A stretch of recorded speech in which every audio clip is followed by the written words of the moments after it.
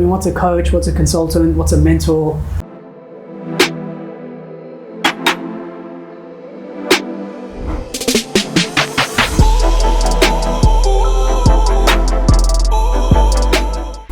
Pet peeves, right? Like even just calling myself a coach, it's something that I'm still coming to terms with. I'm not entirely comfortable with it. I mean, what's a coach? What's a consultant? What's a mentor?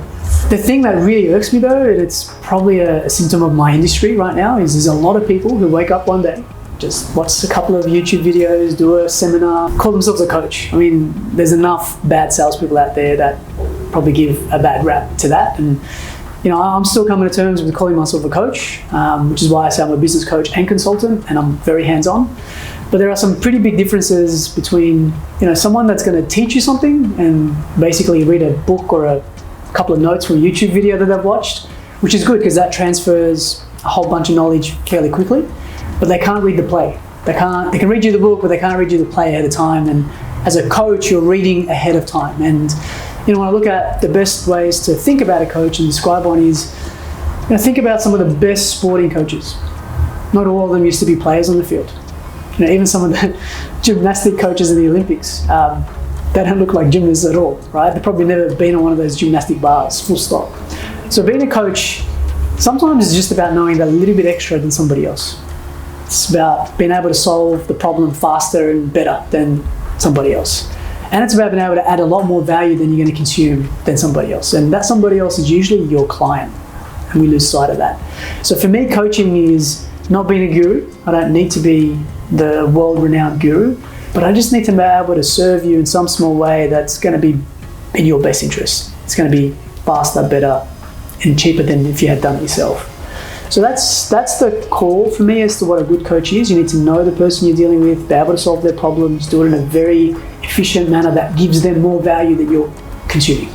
So you need to be contributing more than you're consuming. Now, teachers tell, coaches read the plays, mentors played the game. They've been there, done that, and they've walked the path before you. And they're usually a little bit more older or a little bit more experienced. And you know, in life, not everything fits nicely into a neat box. And the best combination you can get is someone who can teach you, someone who can coach you, and someone who can mentor you. And if you can find that, you're onto a winning start. And you know, for me, it also comes down to the situation you find yourself in. Now, right now, we're in peacetime and life is good.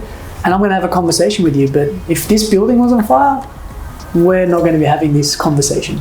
It's going to be very direct, very telling, very much, this is what you're doing, here are the orders, let's go. So I think it's situational, what a coach needs to be, as well as a leader, and we'll talk about that another time.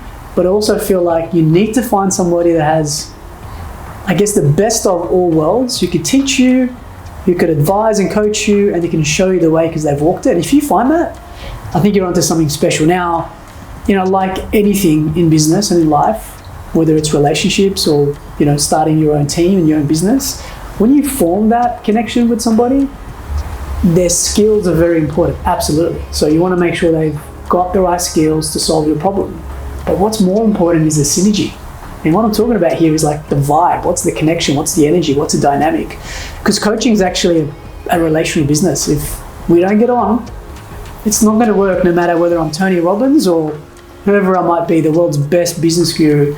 You need to have that spark and that connection, and the person that's coaching you needs to see you, hear you, and know you, and understand you in a way that is really going to get the best out of you. So I think, you know, for me, coaching has been dulled down a bit, but it's quite an art and a science combined. And I love working with people who probably have a couple of different traits. One is they've got to be very, very coachable, because just like they're selecting me, I'm actually selecting them.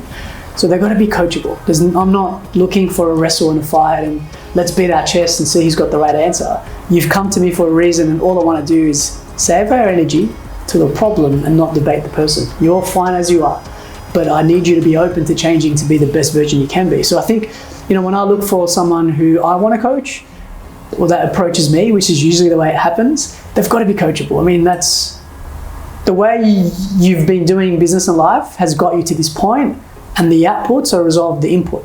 So for you to sit there and not be willing to change the inputs, well, guess what? Do what you did, get what you got, and it's going to be the exact same result. So being coachable, being open-minded, That's something that I really look for.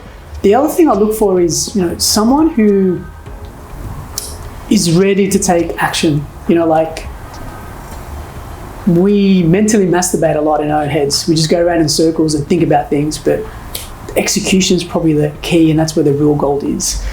And so someone that's ready to make a decision, take action, just makes my heart sing, because I know we can get stuff done. They're open-minded, they're ready to put that into action and into life, and they're ready to go. And then the last thing I look for, and this is probably my non-negotiable, and I've had to actually turn people away, you got to be doing business for the right reasons. You have to have a reason why, and whether that's providing, protecting your family, whether it's changing the industry and being the change that it deserves, whether it's providing employment and job opportunities and career paths for other people, whether it's creating a legacy. I don't necessarily mind what it is, but it's got to be beyond yourself, and it's got to be beyond dollars and cents, because that's only a byproduct. That's not the core of why we do business. So yeah, there's some of my thoughts about what a true coach needs to bring to the table, and I'm sure there's much, much more, and you can Google a definition of what a coach is, but it's one of those things you've got to really experience and not define.